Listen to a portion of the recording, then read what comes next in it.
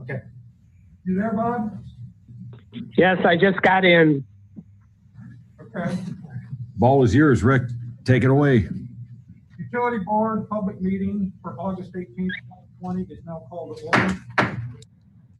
In accordance with the governor's executive order relating to COVID-19, we have arranged a live stream of tonight's meeting at cedarlakein.org/view-meeting.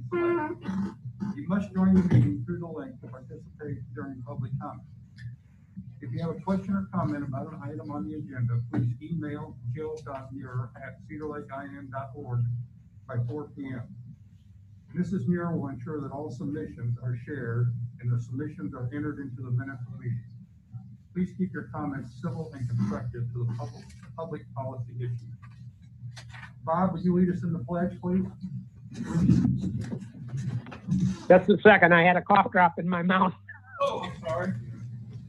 That's clear enough? I pledge allegiance to the flag of the United States of America and to the republic for which it stands, one nation under God, indivisible, with liberty and justice for all. Thank you, Bob. Roll call, please. Robert Carnahan, Here. John Foreman, Present. Julie Rivera, here. Ralph Miller, Present. Randy Niemeyer, Present. Colleen Sheehan, here. Richard Sharp, Here. I am present. Jill Murr, present. David Austin. Present. We begin with new business. Approval of the minutes of the July 21st, 2020 meeting. Motion to accept and waive the reading of the minutes. Could I have a motion? So moved. Motion by Julie, I'll second. second by Colleen. Jennifer? Sorry. Robert Carnahan, Yes. John Foreman, Yes. Julie Rivera, Yes. Randy Niemeyer, Yes. Colleen Sheehan, Yes. Ralph Miller, Yes. Richard Sharp. Yes. Motion carries 7-0. Written report, fund report from our clerk treasurer, Jennifer.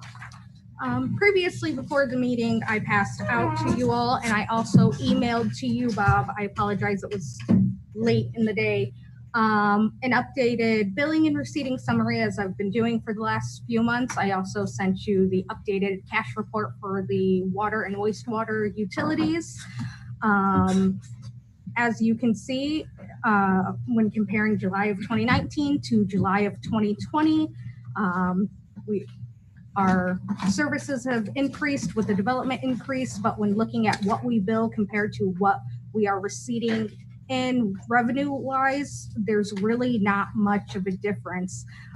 For July of 2020, as of the 31st of the month, we billed over $659,000 and we've received in over $660,000.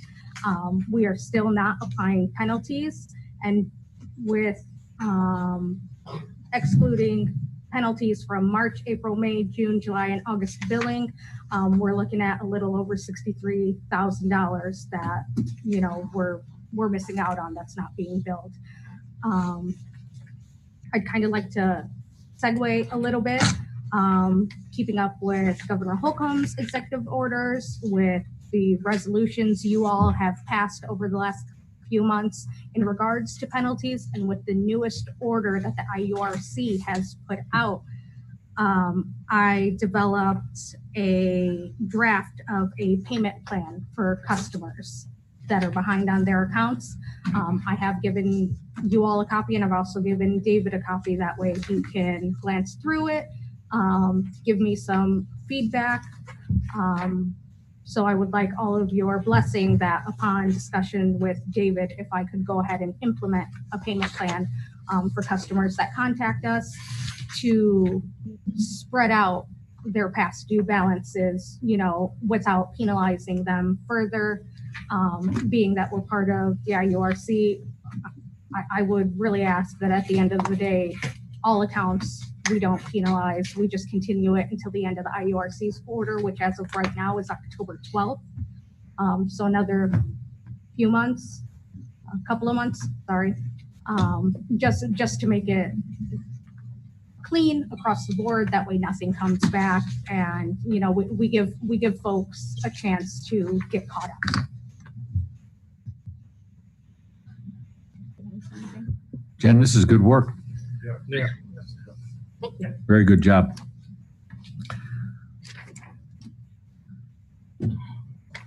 Yeah, this looks sensible. It's a little more flexible than guidance that was put out by others. AIM put out some good guidance in regards to how we should handle delinquencies and moving forward. With that being said, technically, we still are allowed to shut off, but being our utility, and from what I've seen over the years with our utility, the second we send out a notice to customers, that's when they're gonna call us and they're gonna wanna set up a plan. That's what they've done in the past, even when we haven't really had a payment plan in place. But in the past, we've worked with people, or really it's that extra nudge that people need, you know, a different color piece of paper, and boom, their payment's in. So, Mr. Chairman, may I have the floor? Yes. Dave, would this be something we need to get in the form of an ordinance? No, I don't think so. Can we just take the draft off of this document? Does need to be a resolution of some sort? You probably want to adopt a resolution that identifies it. It came out of the circumstances. It was developed by your clerk, consistent with those guidelines and guidance, and that it will be implemented going forward during the remaining term of the event. So we would have to direct the drafting of that resolution, or would we? When do you need to implement this, Jen? Well, the IURC's order came out on the 12th. Okay. So, and at this time, I have not had any customers actually call us asking what can be done. But I imagine once we do get something like this going, then, you know, we make it a part of the message on our bill. Well, it somewhat makes you know, sense that nobody too is Because needed it yet because everyone's been getting federal funding. Can we as a utility board approve this draft and catch up the official document with the draft at the next town council meeting, have a short special utility meeting, a one-item meeting, Rick, and then catch up that language? That way Jen can get started with this right away and give our ratepayers notice and ample time to address the issues. Good idea. You could, and you can make it retroactive to tonight's meeting or to this date. Mr. Chairman, if it would please the chair, I would offer a motion to amend the agenda for the consideration of the adoption of the draft provided to us for Utility Billing Department COVID-19 payment plan. I'd second Randy's motion Motion made by Randy, second by John. to today's date. Folks, come on in and sit down. Join us. If you need more chairs, there's more stacked in the back. If you can't socially distance, just wear your mask. Jennifer, we can have roll calls, please. Robert Carnahan, I'm going to say no because I haven't seen any of this information. oh, I do apologize. I printed it out right before, so Bob has not seen my draft. John Foreman, Yes. Julie Rivera. Yes. Randy Niemeyer. Yes. Colleen Scheven. Yes. Ralph Miller. Yes. Richard Sharp. Yes. Motion carries 6-1. So then we'll catch up that language at the next council meeting. We'll advertise for a special utility meeting, get the language caught up, but that'll give Jen a chance to get started on this. Is that okay, Jen? Does that work Works you? for me. Okay. All right, very good. Thank you.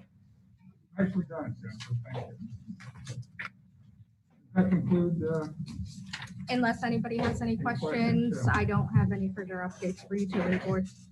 You have tuned in these reports quite well. I was quizzing you at every meeting to start, and I'm finding, you know, I get. yeah, good job. Thank you. This is your life. Welcome to it. Yep. Well, you're taking ownership of it. Yeah. move on to consultants, engineer, niche engineering, deal. Good evening. Good evening. We'll be brief tonight. We have the West Side Interceptor Project 1. Property acquisition is moving forward with Dave Austin and what he's prepared in terms of the offers. And what we're looking to is have a meeting with Jill and some of the residents out there who own that property to give them the information of what we're looking for on that. Project 2, we're ready to move forward at some point. I'd recommend in the late summer, early fall, so we can take advantage of the leaves being down to make surveying much easier, more cost effective. The East Side Interceptor, Public Works is Water Department and Sewer Department is moving forward with videos to be downloaded to the FTP site. My understanding is by the end of this week, and then we can complete that report. And then they'll move on to the next item, which is the SSES, which is essentially the west side, the Lowerman Interceptor going up through 141st out to Parish. The Utopia water main replacement, that's an item that we're working with the IURC in terms of our rate case right now and dealing with responses to the OUCC.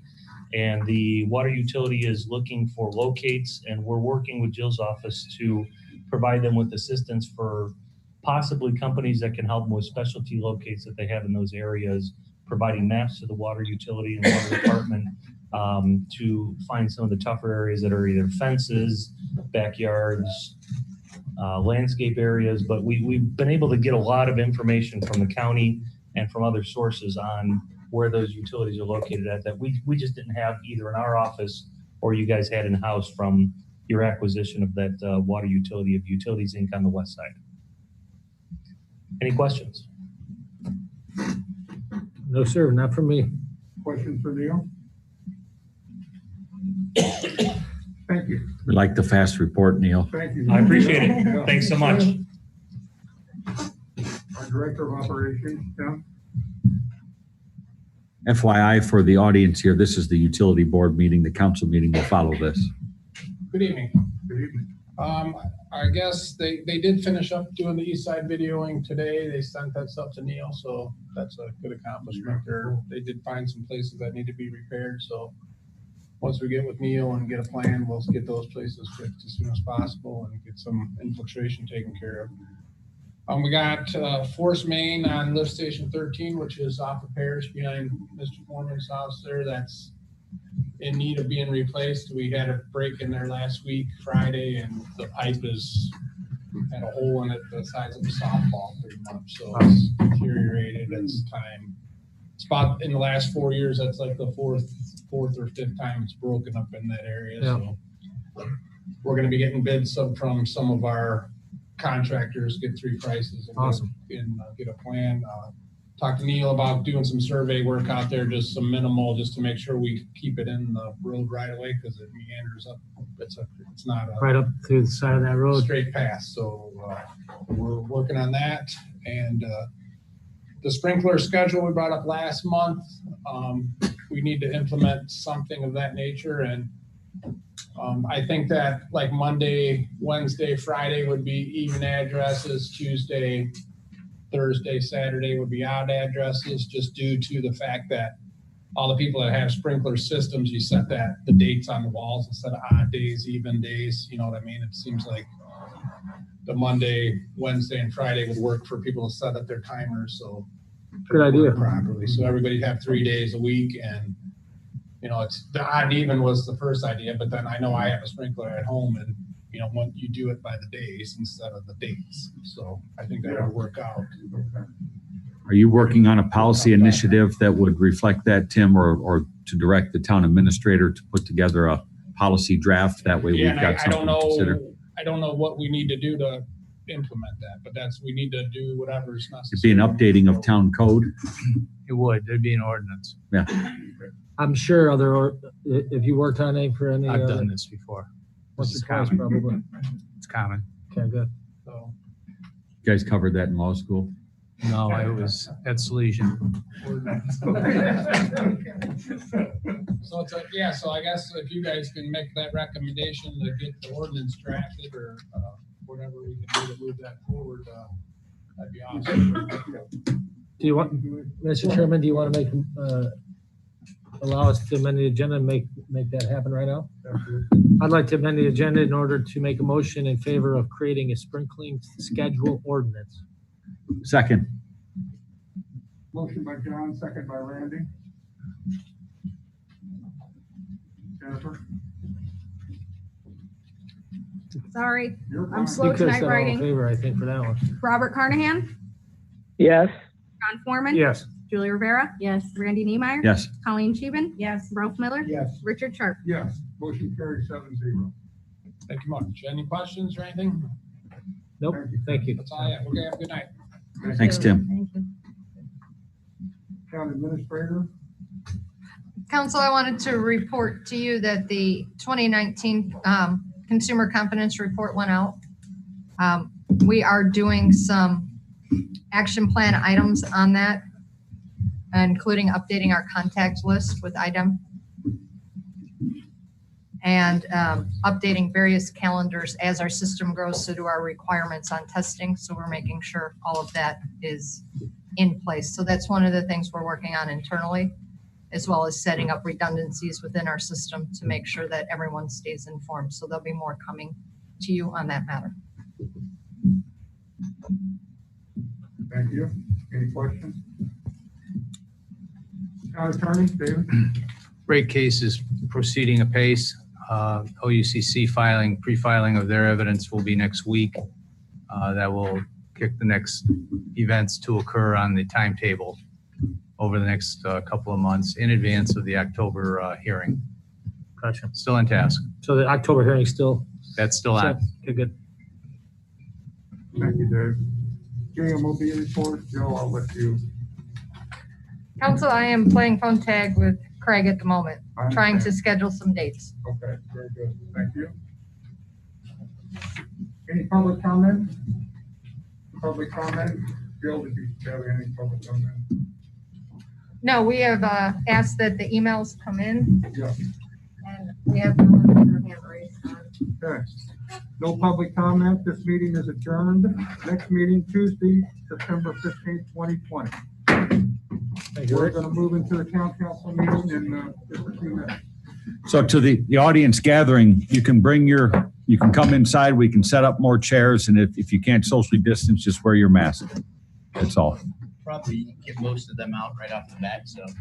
Right, but if people want to sit, I mean, it's a public meeting, people are welcome.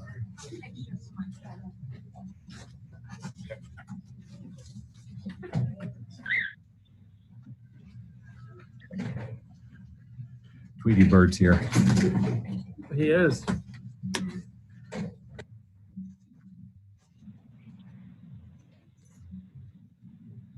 Get over here.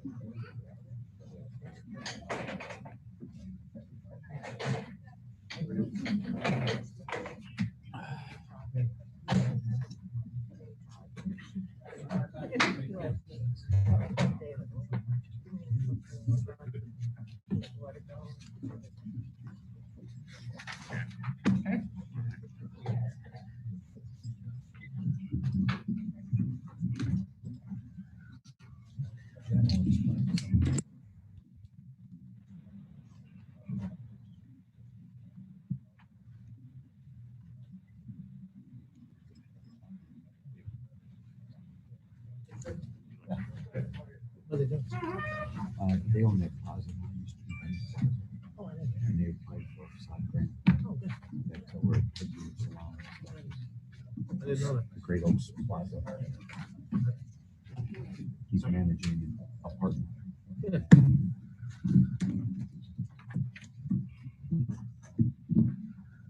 2 more minutes. We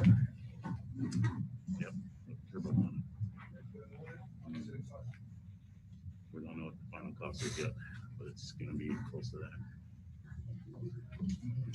2 minutes. On a couple other little things. Yeah. It's like plumbing your bathroom. You start with one thing and you end up redoing the whole bathroom.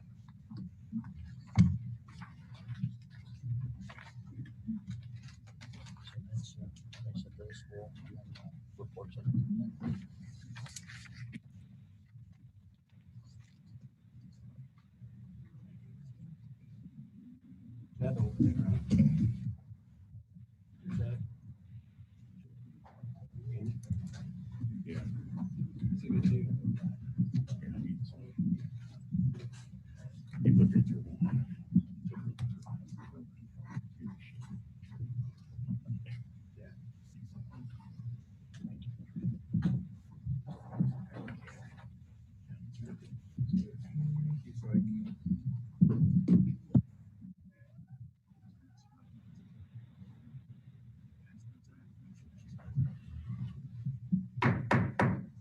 Meeting is called to order. This is a town council public meeting for August 18th, 2020. Pastor Ken, if you would come forward and give us a prayer, please. Let us pray. We thank you, dear Lord, for our fair town, and we thank you for those that serve it. We ask that you be present with us tonight as we deliberate and discuss the items that are before us. And we thank you so much for the privilege of being able to share in public forum the freedoms that you have endowed us with. We ask your blessings on these proceedings and among the people that will be gathered for these proceedings. In Christ's name, amen. Thank you. Pastor Ken. In accordance with the governor's executive order relating to COVID-19, we have arranged a live stream of tonight's meeting at cedarlakein.org/view-town-meetings/ You must join the meeting through the link to participate in public comment. If you have a question or comment about an item on the agenda, please email jill.murr@cedarlakein.org by 4 p.m. Mrs. Murr will ensure that all submissions are shared and submission entered into the minutes of the meeting. Please keep your comments civil and constructive to the public policy issues before us. So we'll start. Give me a second. We have a big crowd. We'll do the pledge one more time. Bob, if you could lead us in that, then we'll go to Island. I pledge allegiance to the flag of the United States of America and to the republic for which it stands, one nation under God, indivisible, with liberty and justice for all. Tonight, Dave has a necrology for us. John, you also have. Yeah, I would just like to say a long time Sterling resident, Mr. Sawaska, has passed. Jeff's president of the Demont State Bank, and her other boys live here in town. And he and she both volunteered many hours years ago and been started as well as public town, etc. So keep her in our hearts. Who was that, John? Sawaska. Also, and importantly, Attorney Jim Bielefeld passed away on August 10th. I don't know anybody in this room who may have known Jim. Maybe some of you did. Jim was first attorney for this town. He fought the corporation fight. He was part of the establishment of the community, its governance, its government, through the legal process and proceedings. Extremely interesting and engaging man, skilled, talented, and successful. Please keep him, his family in your prayers. Moment of silence, please.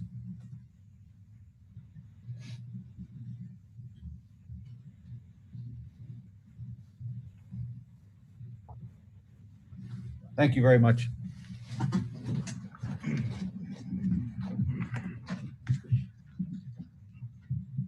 Roll call. Robert Carnahan, Here. Ron Foreman, Present. Ralph Miller, Present. Colleen Scheeben, here, Richard Sharp, Here. Julie Rivera, here, Randy Niemeyer, Present. I am present, Jill Murr, present, David Austin. Present. We have a quorum. We start tonight with public comment on agenda items. If you have any public comment on agenda items, come forward, state your name and address for the record. Is there any public comment? Third and final call for public comment. Public comment on agenda items is closed. We will have an open public comment at the end of the meeting. We'll start tonight turning over to Chief Bill Fisher of our police department. He has recognition and presentation of awards. Chief, the floor is yours. Thank you, sir. I'm gonna move this to the side so people can see me.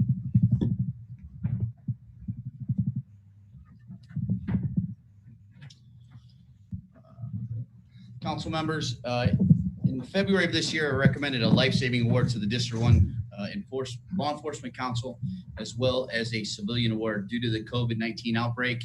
we were unable to have our annual breakfast for the District 1 and award ceremony for the recipients of this award. So I am here to present these officers with their awards today. Officer Machok, come on up, front and center. While he's coming up, on June 12, 2019, Cedar Lake Patrolman Douglas Machok responded to the Lighthouse Restaurant for a woman choking. He also had Lieutenant Purcell and Officer Godoy with him, but the District 1 team gave the award to Officer Machok. Upon Officer Machok's arrival, he located the woman who is now unconscious and turning blue. Officer Machok administered the Heimlich maneuver and was able to dislodge the obstruction. The woman was placed on the floor, and Officer Machok began CPR as the woman was in full arrest. After chest compressions were administered, the woman began to have a pulse and started breathing again. It was because of the swift action of Officer Machok that this woman's life was saved. The District 1 Law Enforcement Council has awarded the life-saving award to Officer Douglas Machok.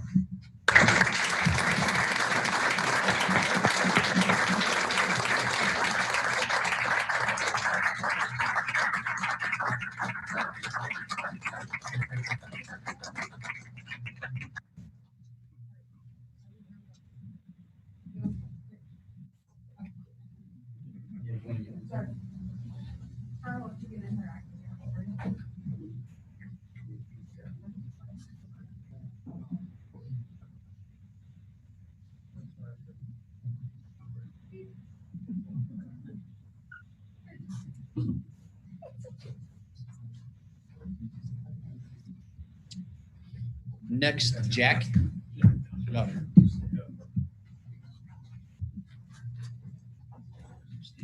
Sir. Council members, I don't know if you know Jack. Jack's a big member of our Cedar Lake Volunteers and Police Service. Sergeant Jack Yager has served with the police department and the Cedar Lake community since April of 2016. During this time, Sergeant Yager has logged over 1,300 hours of volunteer service. Sergeant Yager has been out on call-out status and responds to nearly every request made during emergency situations. He has also filled in as a crossing guard for MacArthur Elementary when the paid individual was unavailable. Sergeant Yager completes all tasks to the best of his ability and recently gathered the information from businesses around town who may have security cameras for use during investigations.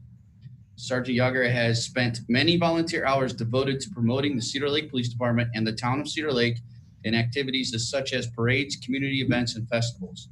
The professionalism and passion Sergeant Yager has and continues to demonstrate on a daily basis is worthy of this recognition. The Cedar Lake community is indebted to Sergeant Yager for his service. The District 1 Law Enforcement Council has awarded the Civilian Award to Sergeant Jack Yager of the Cedar Lake VIPS program.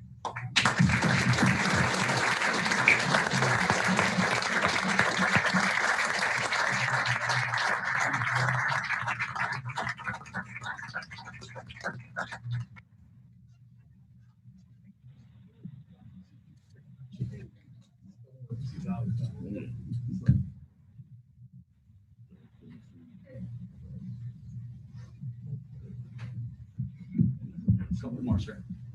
Or is yours as long as you need it, Bill? Corporal Lewis, Officer Pennington, and Officer Corbin.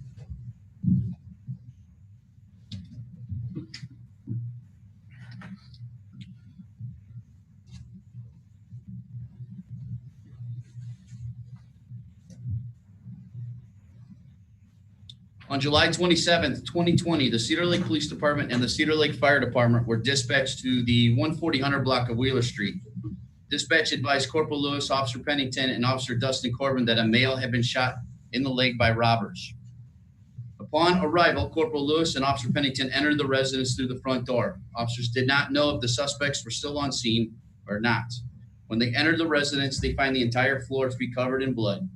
As the officers began clearing rooms, they came upon a victim, a 20-year-old male. Due to his injuries, Corporal Lewis provided his personal tourniquet to Officer Pennington and advised him to place it on the victim's leg. This act of providing and placing the tourniquet on the victim saved his life. Corporal Lewis and Officer Corbin continued to check the residence for possible suspects or other victims and secured the residence for emergency personnel and the fire department and the police department to investigate. The victim was eventually flown to Chicago where he underwent surgery for arterial damage that occurred during the shooting. Although not part of the life-saving portion of it, Officer Corbin provided assistance in securing the scene and the protection of the officers that were helping the victims. It is my pleasure as the Chief of Police to present this award to Officer Corbin for his outstanding support and his actions in keeping the highest standards of the Cedar Lake Metropolitan Police Department. It is also my pleasure to present these plaques to Corporal Phil Lewis and Officer Richard Pennington for their exceptional effort and bravery resulting in the preservation of life. You took decisive action by securing a tourniquet to this victim's leg, thus saving his life. Your actions are keeping the highest standards of the Cedar Lake Metropolitan Police Department.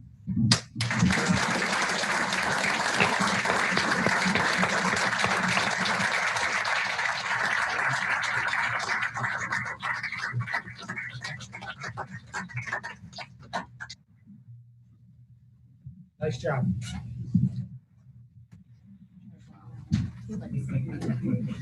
Excellent job.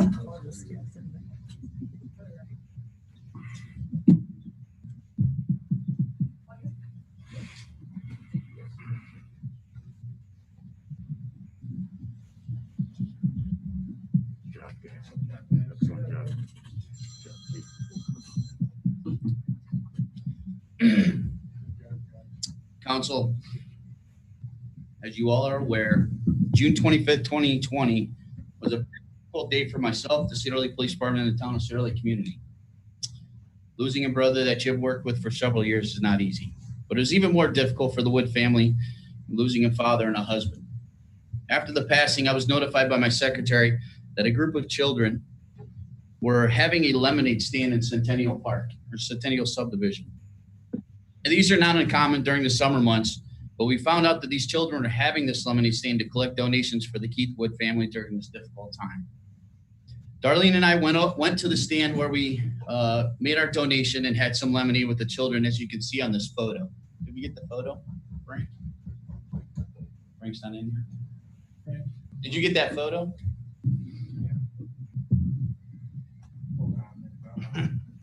I'll continue reading while he's doing that. As you can see in this photo. After Darlene and I left, I began to receive text messages stating that people were donating online, and one donator gave a very large check to the family. So this lemonade stand provided by these children raised over $2,000 for the Wood family during this very difficult time. The check has already been presented to the family, but I wanted you to meet these wonderful children and most of all, the Wood family. It is my pleasure to introduce you to Kathy Wood, Tyler Wood, and Sydney Wood.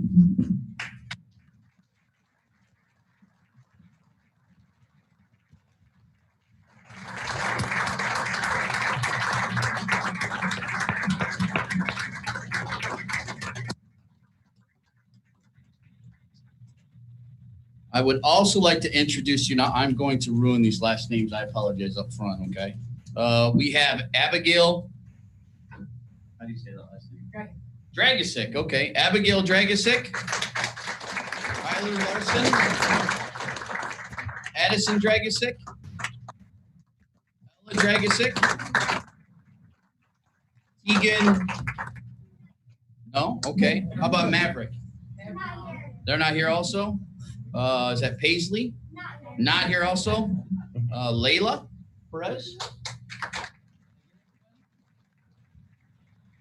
We also have Jamie. Jamie? No, you come on. You've never been shy before. Is Bill with you? No? They couldn't make it? Okay. So Jamie and her kids in their driveway had this fundraiser for the Wood family and raised over $2,000 for the family. It was absolutely amazing. So we just want to say thank you very much.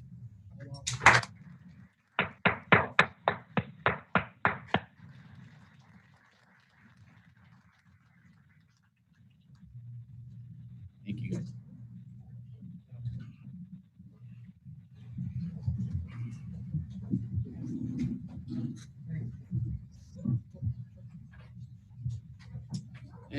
let's see.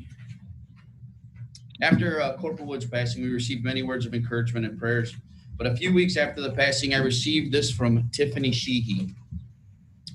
I do not believe that she wanted to be in the public view or recognized for this, but it was a beautiful gift, and I wanted to provide this to the Wood family for you tonight.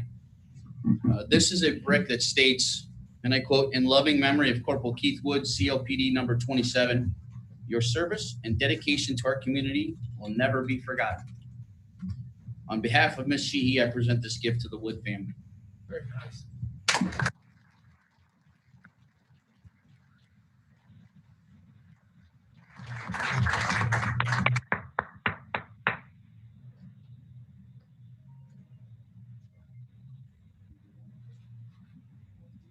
Oh, there's the picture. Oh, there's a picture of us during the lemonade stand.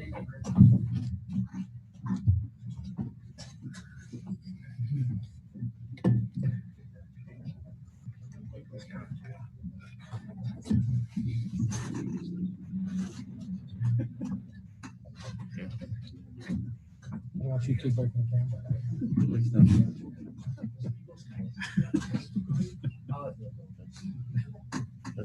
Chief, don't drop the brick. Yeah, I'm holding with both hands.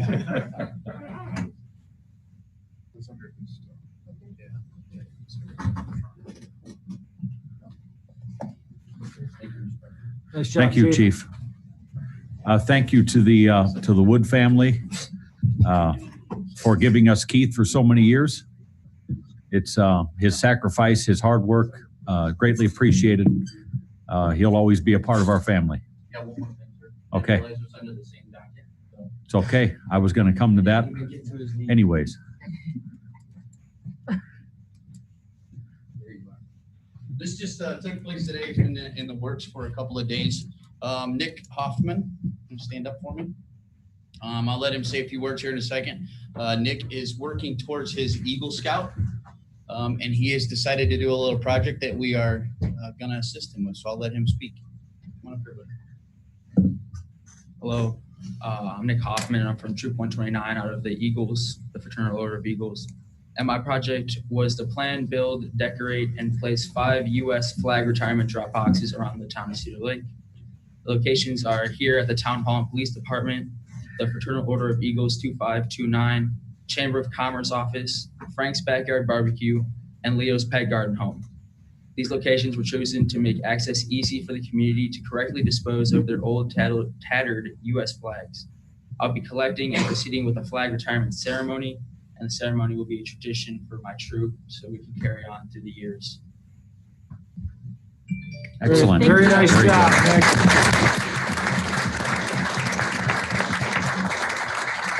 So in our conversation with Mr. Hoffman today, I explained to him that probably 70% of my department are all former military, and how much that flag means to us personally.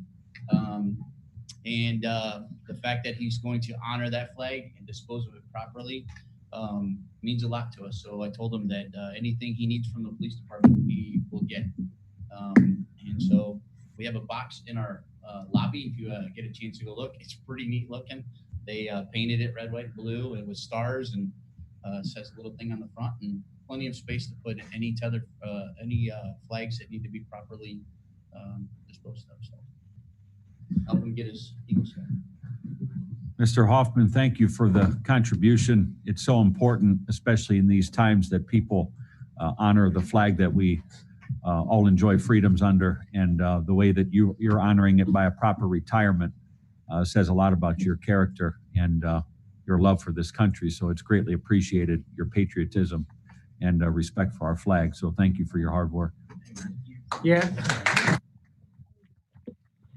I'd like to ditto that, and I'd like to say I worked for a long time for a company who the CEO would only hire guys that had Eagle Scout. I somehow skinned in under the radar. Don't ask me how, but good luck to you. They made an exception for John. But to all the officers and people who are honored tonight, it's great to be in a community with so many selfless people serving it, and folks that support them. There's plenty of negative sentiment around this country right now, and I'm proud to be a part of a community that doesn't share in that negative sentiment and supports its first responders and public safety officers who, as you saw tonight, are the true heroes that we all depend on in those times of need. So thank you to all of those people who have contributed and sacrificed so much. Amen. Okay, now to the business. Consent agenda. We have the minutes of the August 4th, 2020 meeting. Claims, all town funds, $170,859.21. Wastewater operating, $118,744.97. Water utility, $96,335.02. Stormwater, $13,620.52. 2017 RDA A bond, is at $101. Yep. And payroll of August 8th, 2020 is $246,640.42. Manual journal entries, meeting calendar edition of Tuesday, October 6th for the town council. Tag day request for Riptide travel softball for September 5th with a rain date of September 12th. Is there a motion to accept and waive the reading of the minutes and accept the consent agenda as listed? Motion by Mr. Foreman. Second by Mr. Miller. Questions or discussion? Roll call. Robert Carnahan, I'm going to say yes, but I talked to the staff today and got my questions answered about the claims.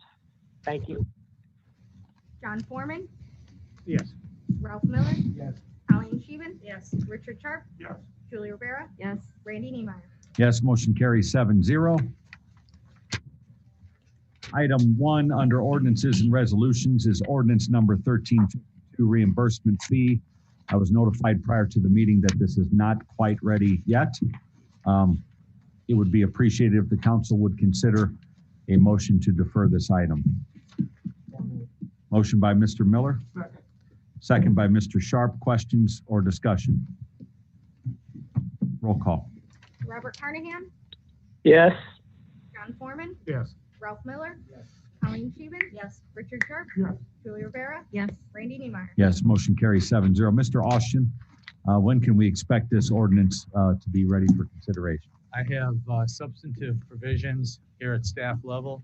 I anticipate a review over the next 2 weeks. And Okay, thank you. Next item is ordinance number 1360, Beacon Point East PUD and PUD contract. Ms. Rivera, by its title only, please. Ms. Murr, Mr. Austin, explanation. Ordinance number 1360, an ordinance reclassifying certain lands in the town of Cedar Lake, Lake County, Indiana, for zoning purposes and amending ordinance number 496, being an ordinance replacing zoning ordinance number 278 entitled Cedar Lake, Indiana, zoning ordinance passed and adopted by the Board of Trustees of the town of Cedar Lake, Indiana, and all amendments passed subsequent thereto. Repealing zoning ordinance number 278, all amendments thereto, and all ordinances or parts of ordinances in conflict herewith, establishing new comprehensive zoning regulations for the town of Cedar Lake, and providing for the administration, enforcement, and amendment thereof in accordance with the provisions of the Indiana state statute. Passed by the town council of the town of Cedar Lake, Lake County, Indiana, the 13th day of December 1989, and all amendments passed subsequent thereto. Thank you. Mr. Austin. this is a PUD ordinance that has been vetted, processed, public hearing held, and heard at your plan commission. You have a favorable recommendation certification from your plan commission on this. Appended to the document you have are the stated exhibits, PUD contract, PUD guidelines, and the declaration of restrictive covenants, conditions, easements, and restrictions. This has been completely vetted at all levels and microscopically. There was a small delay because of wrong email address, delayed the paperwork in a dead letter box for about 2 weeks, but this has been ready probably for that long or longer. You had previously approved at a previous council meeting, the certification that came from the plan commission meeting approving this PUD and directing staff and the town attorney to work to get this document to you. One or two reading ordinance? It's a one reading ordinance. Thank you. It's a double recommendation approving the Beacon Point East PUD ordinance as well as the PUD contract. Okay. If we could have that in your motion, it would be appreciated. You've heard the reading of ordinance 1360, Beacon Point East PUD and PUD contract. Is there a motion to approve? I would like to make a couple comments before you get a motion, Randy. Go ahead, Bob. This is 50.32 acres. The remonstrators came in and we listened to every one of them. They wanted it to have two entrances and we agreed to that. And they were elated that it was going from 279 lots down to 159 lots. So we listened to our residents and we helped comply with what they wanted. Thank you, Mr. Carnahan. Yeah. Is there a motion by the council to approve ordinance 1360, both the Beacon Point East PUD and PUD contract? So moved. Motion by Mr. Carnahan. Is there a second? I'll second. Second by Ms. Rivera. Are there questions or discussion? No, I'd just like to reiterate what Bob had mentioned. This particular parcel, I think in the mid 2000s, 2005, 6, was called Union Station. It was going to be a lot of multifamily, could have been apartments, could have been just jam-packed full of condos, what have you. So they've minimized the amount of units per acre substantially. That's all. There's a lot of high quality development going on in this town, and thank you to the Schilling Development, Mr. Slager. Please pass our kind regards to the Schilling family as well, doing a great job. Thank you. Any other questions or discussion? Roll call vote. Robert Carnahan, Yes. John Foreman, Yes. Ralph Miller, Yes. Colleen Scheven. Yes. Richard Sharp. Yes. Julie Rivera. Yes. Randy Niemeyer. Yes, motion carries 7-0. Mr. President, Mr. Austin? may I suggest that the council also consider a direction to the staff to withhold recordation of the ordinance pending all signatures, all spaces that need to be completed in the body of all the documents to be finalized. The council offer that direction in the form of a motion. So moved. Motion by Mr. Foreman. Second. Second by Mr. Sharp. Questions or discussion? Roll call, please. Robert Carnahan, Yes. John Foreman, Yes. Ralph Miller. Yes. Colleen Scheven. Yes. Richard Sharp. Yes. Julie Rivera. Yes. Randy Niemeyer. Yes, motion carries 7-0. Thank you. Item 3 is ordinance 1361, Rose Garden Estates Special Revenue Non-Reverting Fund. Ms. Rivera, by its title only. Mr. Austin, comments, please. Ordinance number 1361, an ordinance establishing a Rose Garden Estates PUD project infrastructure improvement contribution, IIC, special revenue non-reverting fund, and all matters related thereto. This is a special revenue non-reverting fund establishment ordinance consistent with provisions of the State Board of Accounts, Indiana Code, and law.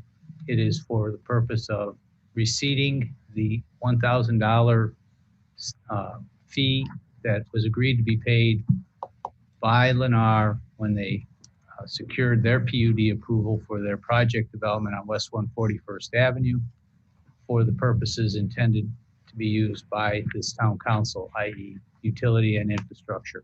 I say that generically because we kept it as generic as practical within the body of that document.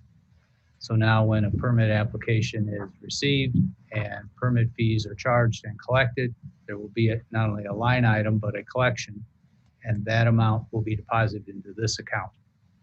And I believe that subdivision is 352 units. Is that correct? 2 or 3 or 4, it's right, Okay. you're right there. I can remember that as being the number. You know, I'm not so sure I remember it being dedicated specifically for infrastructure at the time. I thought when they offered that, it was to the general fund. No, it wasn't general. I know that. We did look at the minutes. In fact, Jill and I went back and forth on this just a little bit to make sure accuracy was in place. Okay. It was an infrastructure, and it was talked about in the context of they were building the lift station out there. We needed our project to begin. There was going to be some meeting of projects and underground infrastructure activity notably. Okay. Listen, it's your call though.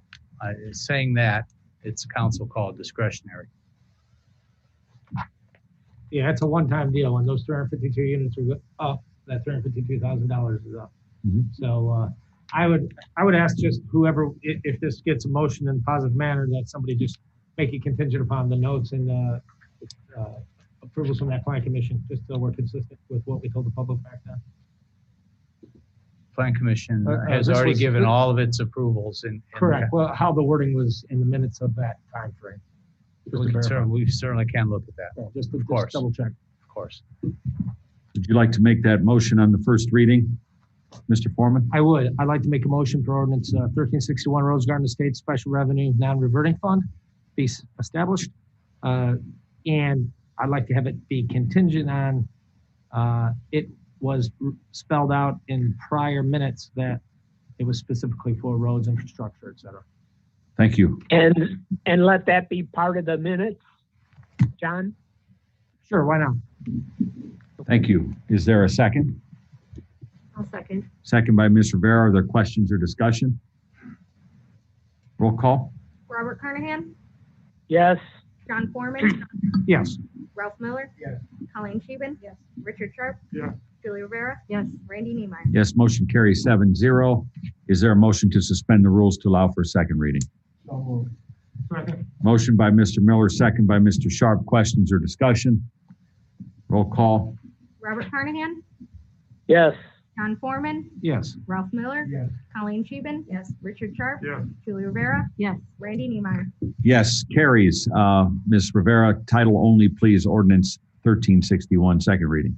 Ordinance number 1361, an ordinance establishing Rose Garden Estates PUD Project Infrastructure Improvement Contribution, IIC, Special Revenue Non-Reverting Fund, and all matters related thereto.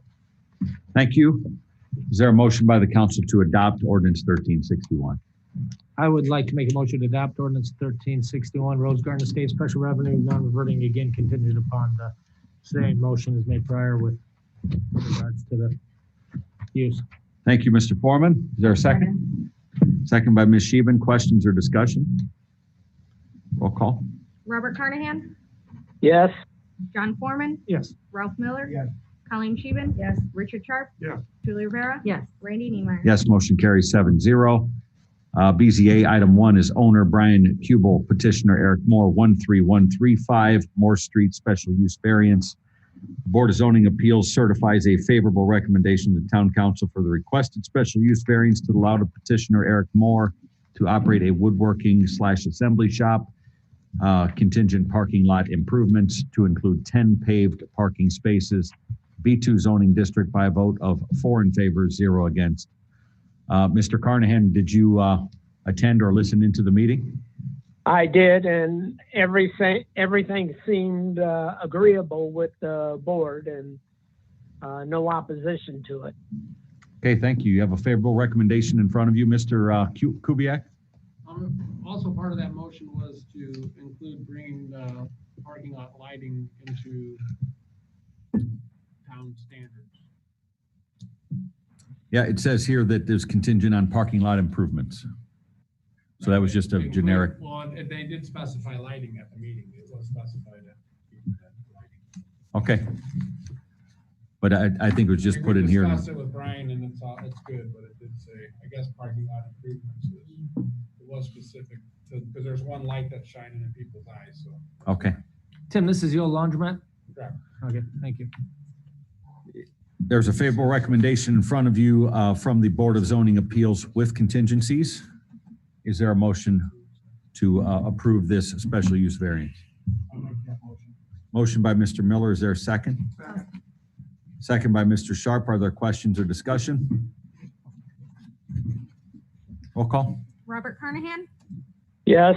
John Foreman. Yes. Ralph Miller. Yes. Colleen Scheeben. Yes. Richard Sharp. Yes. Julie Rivera. Yes. Randy Neimeyer. Yes, motion carries 7-0. Good luck to the petitioner. Mr. Kubel, thank you. Doing a great job with the plaza there. Looking good.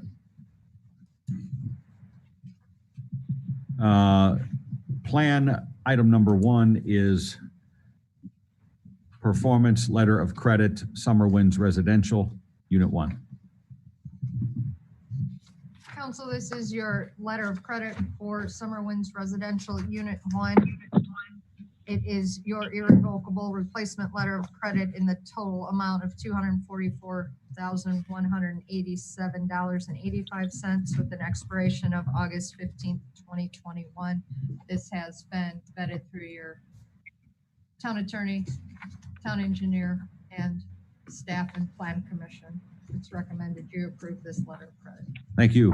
Is there a motion by the council on the recommendation of the town administrator for approval of the performance letter of credit for Summer Winds Residential Unit 1? Motion by Mr. Sharp. Is there a second? A second. Second by Ms. Rivera. Questions or discussion? Roll call. Robert Carnahan, Yes. John Foreman. Yes. Ralph Miller, Yes. Colleen Scheeben. Yes. Richard Sharp. Yes. Julie Rivera, Yes. Randy Niemeyer. Yes, motion carries 7-0. I saw you sitting there, Mr. Henhouse. Wanted to thank you and your team and your business for all the work that you're doing on some of these older buildings in town. Things are looking great. Appreciate it. New business. Item 1, request for proposal, financial advisor. Ms. Murr, if you would, please introduce this. Mr. President, at your last meeting, we put out a request for proposals for financial advisory services for the upcoming and ensuing budget year. You received 3 proposals, one from Baker Tilly, one from Crow, and one from Crone and Associates. So taking us back a little bit, most of you know that we are in search of a town financial advisory firm to kind of serve as our in-house financial advisor. We have parted ways with London Witty. This is a project-specific proposal to assist the clerk treasurer and the department heads in the budget process. We are working towards a zero-based budget this year, which is going to require some pretty intensive focus on doing some things a little bit different. We had 3 proposals. All of them were very good proposals. They all seem to have a grasp of what we're after that includes some revenue forecasting, as well as kind of painting a 3 to 5 year picture. So we're not just managing next year's budget, but we are trying to forecast out a management of actual cash flow and a business model. So those proposals, the council, it was circulated to the council. Just to highlight the proposals, Baker Tilly made a proposal of $210 per hour with a not to exceed of $10,000. Crow Horwath submitted a proposal which had tiers of charges from $140 an hour to $500 per hour for a partner, and any sort of travel or other cost would be out of pocket. At out-of-pocket cost, O.W. Crone and Associates submitted a proposal of $95 all the way up to $255 for a partner, a senior accountant at $155 an hour, and a project manager at $200 an hour. Most likely the senior accountants and project managers would be the people that would be working with us.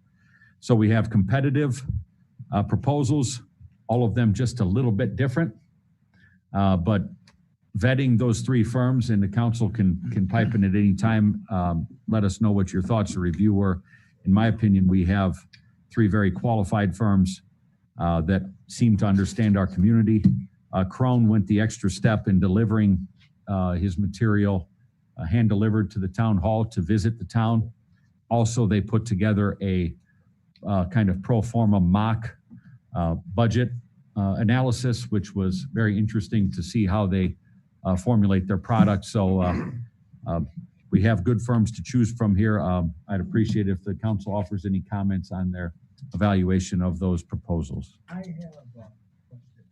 Mr. Miller? My question is, a financial planner here is going to be working directly with their clerk treasurer. Does she have a recommendation? In perusing all 3 proposals, I would suggest that Crone, O.W. Crone?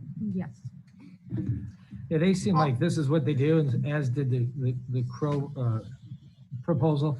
The other folks seem like maybe they were more in a different type of consulting business. Baker Tilly? Well, Baker Tilly is probably the most widely used municipal advisor in the state. The state of Indiana.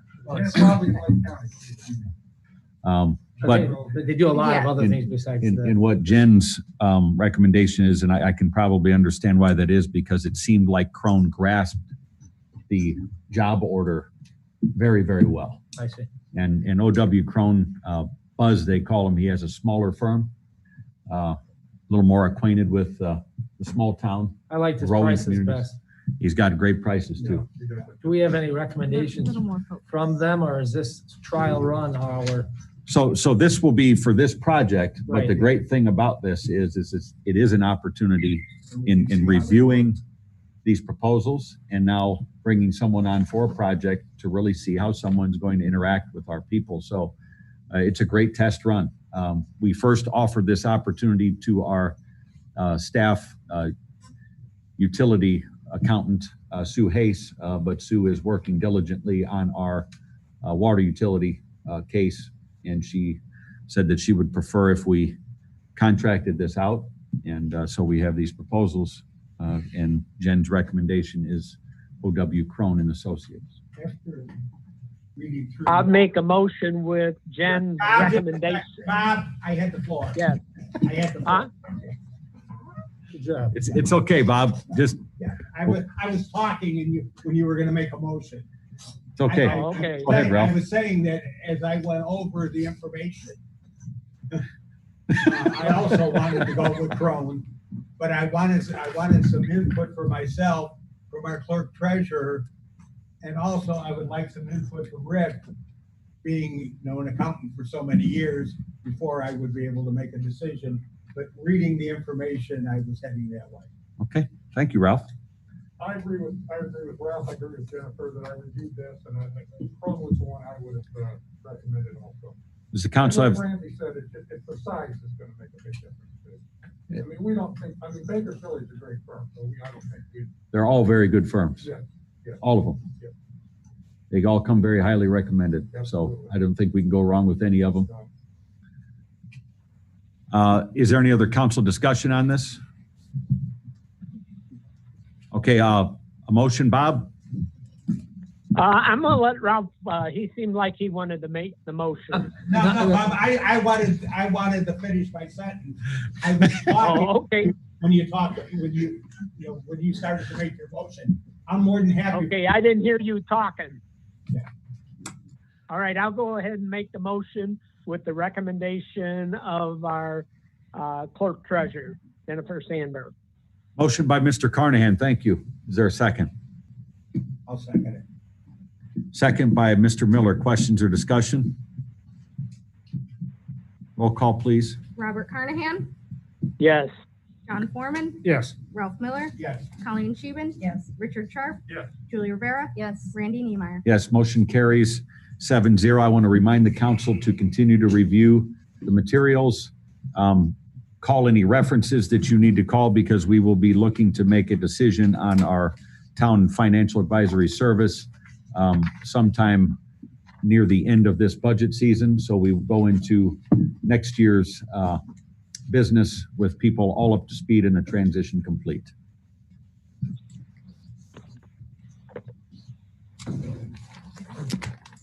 Next item, we have consultant engagements. A is for Baird, B is Crow LLP, and Barnes and Thornburg. Mr. Austin? These are the requested proposals you asked me to obtain related to the RDA refunding financing that was discussed 2 weeks ago. As you'll recall, we received information from Baird, which is an underwriting firm who had seen our bond issues outstanding in the public records, had investigated and made contact with us regarding those and the substantial savings that they pro forma indicated could be reached and be made. These are the engagements. These are the costs of issuance anticipated. This is the cost of what the proposed savings and net savings will be if you in fact agree and authorize proceeding. And this would be to engage with all three firms, correct? It would.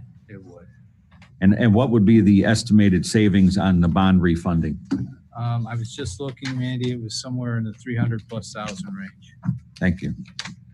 And the total cost to engage all three firms?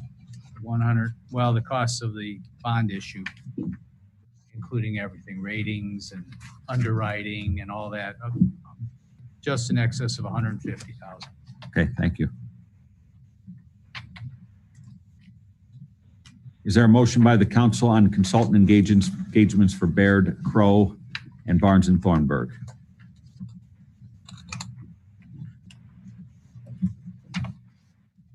I've got a question. When we switch to this, are our bonds gonna stay at the same length of time? Yes, and they anticipate making 2 into 1. So when they go to market, they're going to try and collapse everything into a single payment as part of the saving reduction.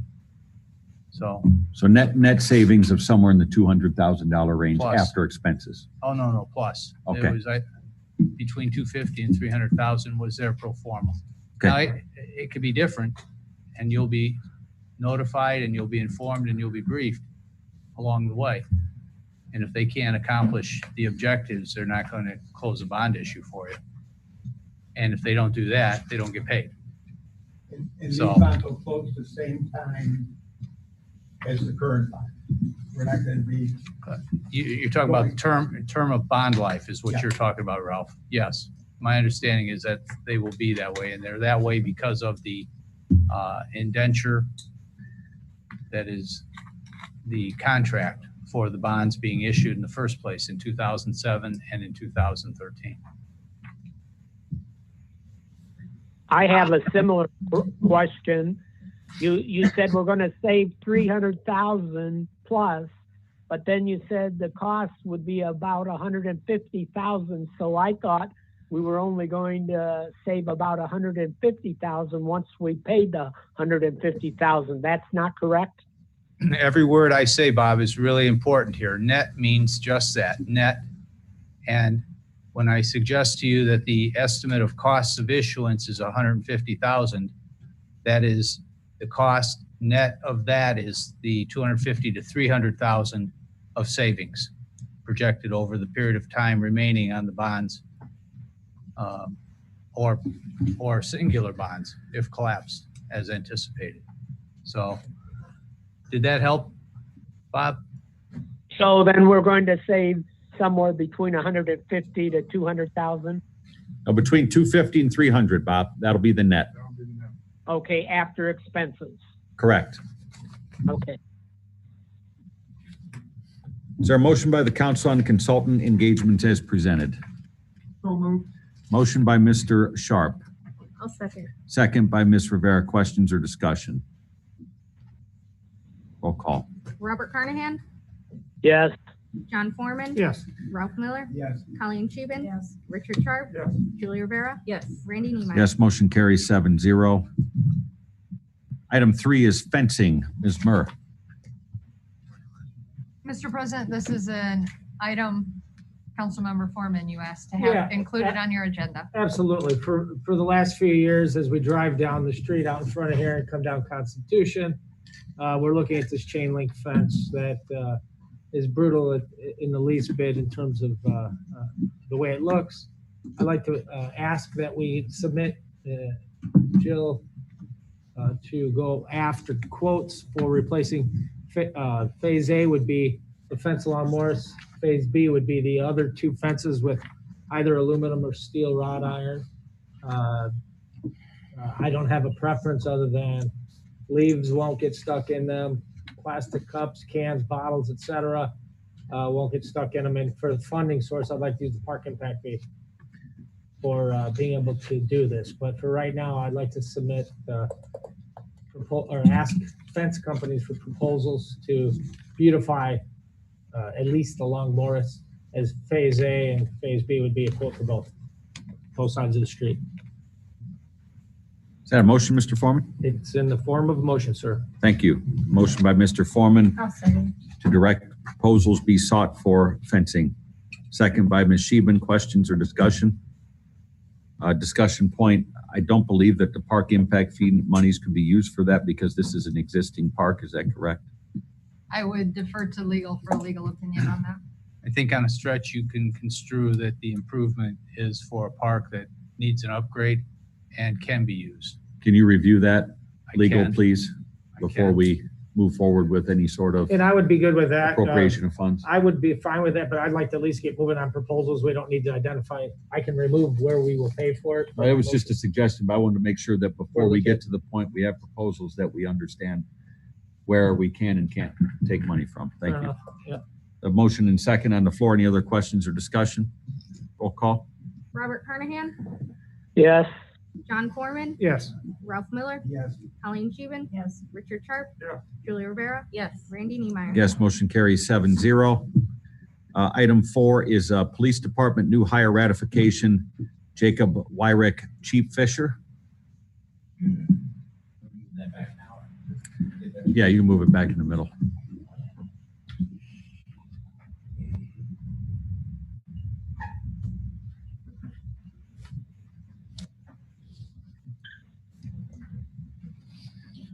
Council, the Cedar Lake Board of Safety, previously the Cedar Lake Police Commission developed a list with the prior hiring of Officer Meyer, as you can recall.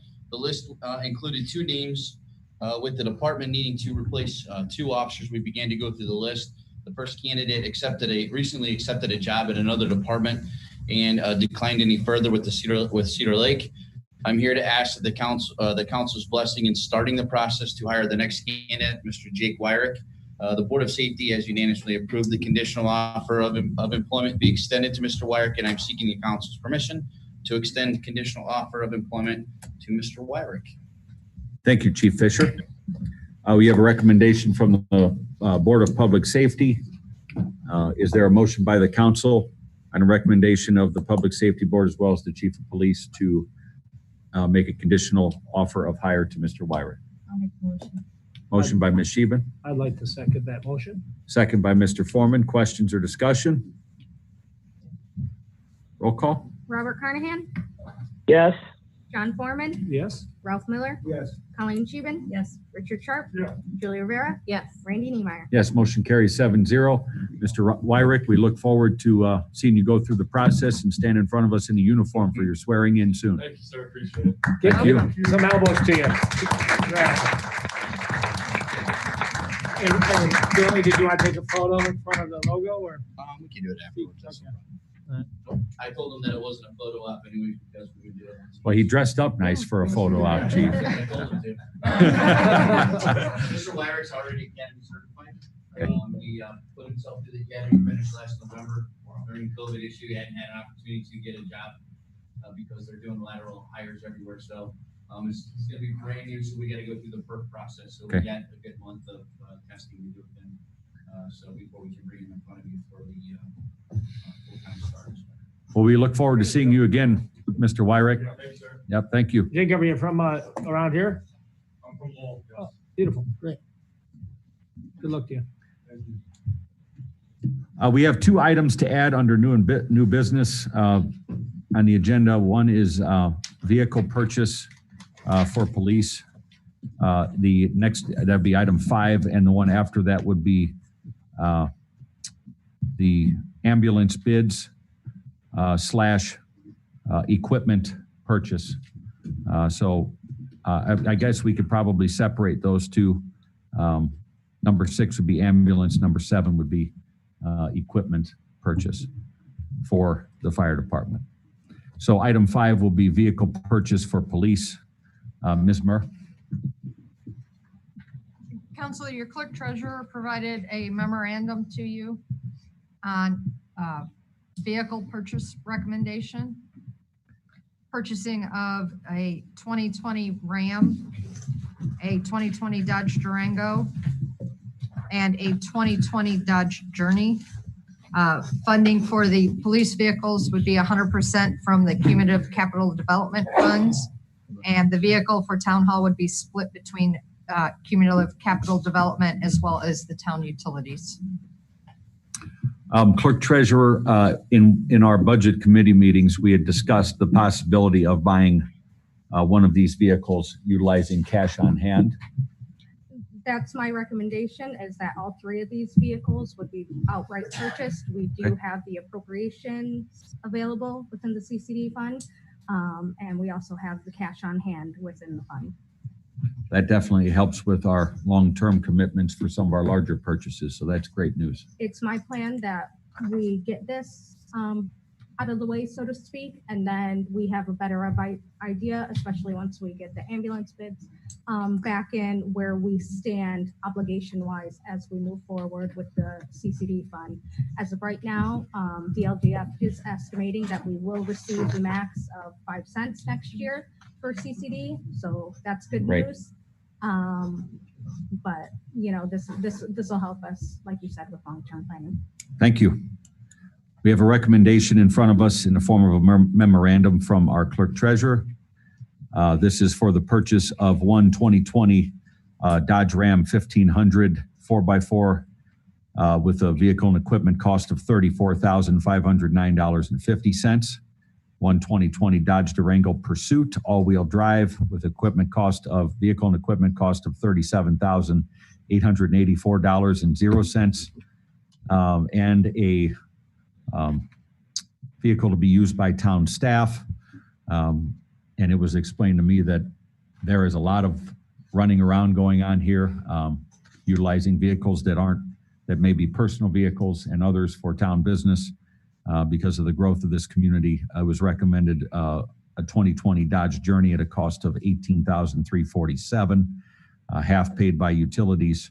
The total cost to be $90,740.50. This to be all paid in cash. I have a question, Mr. Chairman. Mr. Foreman. Yeah, are these from the local Dodge dealer in town? Pardon? These bids, did they come from the local dealership? Thomas Dodge in Highland. Up in Highland? And I guess my second question is more for the town vehicle.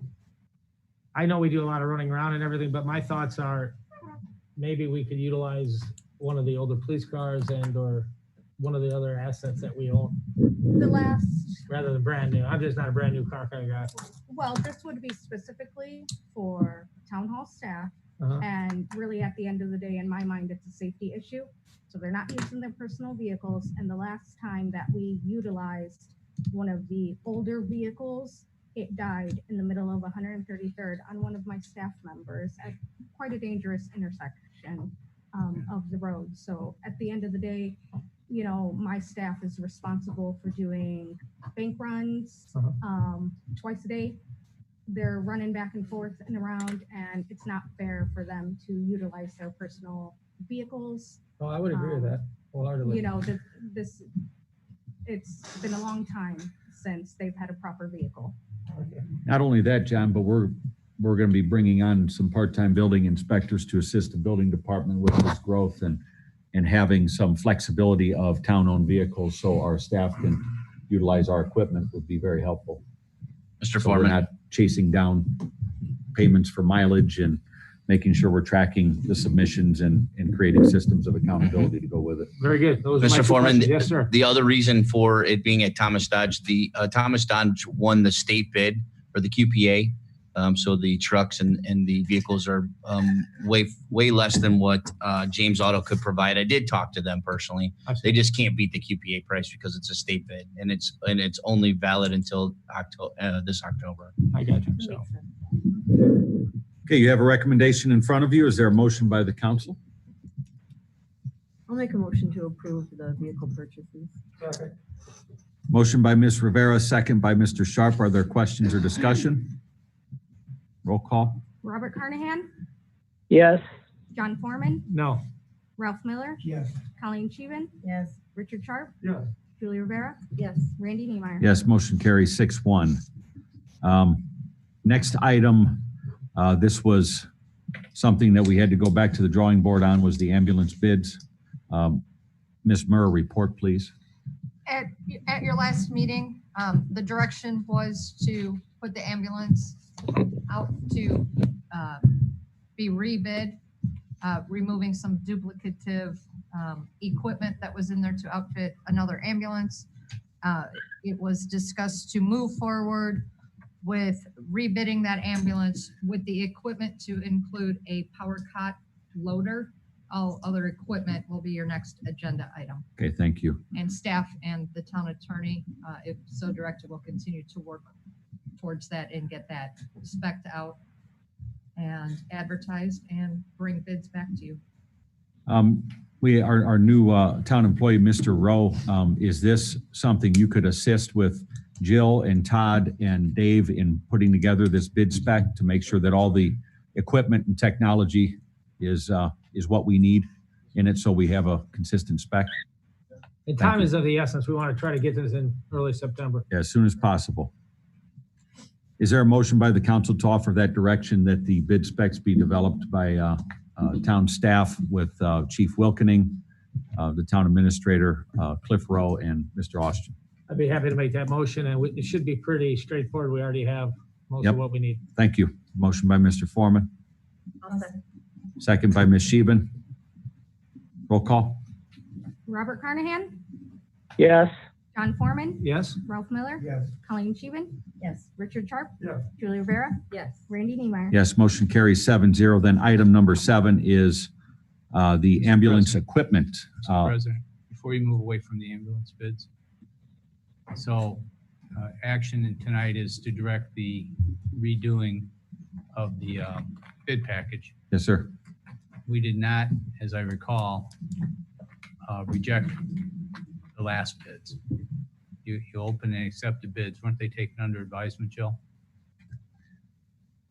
They made the recommendation at the last meeting to Rebid. rebid it. Isn't that a rejection? It could be. If that language is rebid, we can construe it that way. I just want to make certain that. That was what Mr. Foreman's Yeah, motion was. and it was Motion. primarily to rebid to break out the equipment from Right. the ambulance per the discussion. It's a And rejection of what was done and submitted in return for redoing it. that's correct. Okay, all right. In 2 bids. I'll look for that in the minutes. Okay. Thank you, Mr. Austin. Next item is the ambulance equipment, which has now been parceled out. Ms. Murray, you have some information on that. Mr. Austin, we will also be looking for some legal review for purchasing processes on this equipment. Council, in reviewing the ambulance equipment and working with the chief, Stryker is a provider of the equipment that we are looking at. Considering 2 monitors with the associated equipment for our ambulances, including chargers and the like, as well as the Wi-Fi gateway that goes with those, 1 Lucas device, 2 power cots, and 1 power loader to retrofit a ambulance we currently own, which is ambulance 1261. Stryker is currently, with the current situation going on across the country with COVID, offering a 0% interest for 3 years on equipment that is taken delivery. We are currently borrowing some equipment while our equipment is not meeting the standards that it is needed for the ambulances. The equipment itself is under the purchase threshold of having to go out to bid for $150,000. And at that, I'll turn it over to legal for additional opinion. Emergency medical service equipment is for emergency purposes. If it isn't functional or isn't working the way it is supposed to, that begs an emergency is in existence for replacing, repairing, rehabilitating. So based upon the information that I've been given by you all plus staff, it would occur to me that Indiana Code 5-22 and its emergency purchase functions would apply and could be utilized. Chief Wilkening, what is the current condition of the non-borrowed but town-owned equipment that you've now had to use borrowed equipment to replace? We have a monitor that's been failing en route while it's on patients. We have cots that aren't working properly. And that's basically the equipment. And we only have 1 Lucas device that attaches to the chest of a patient. So we need the redundancy to have that in the second ambulance. Typically, when we run one ambulance call, we run two. So we've been very busy.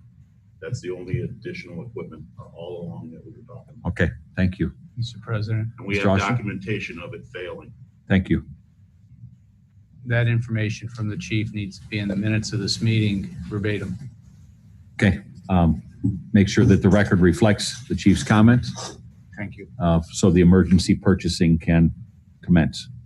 Mr. President, also included with that information is the offer to trade in some of our old outdated equipment. We will bring you forth a letter of that equipment that would be traded in. We're estimating the cost on that equipment being $10,000 of a reduction in the cost of the equipment. So I wanted to bring that to you. So in addition to 0% interest for 3 years, we could possibly be trading in some of this equipment that they could refurbish and sell to someone else, but we could trade it in and get a credit towards our purchase.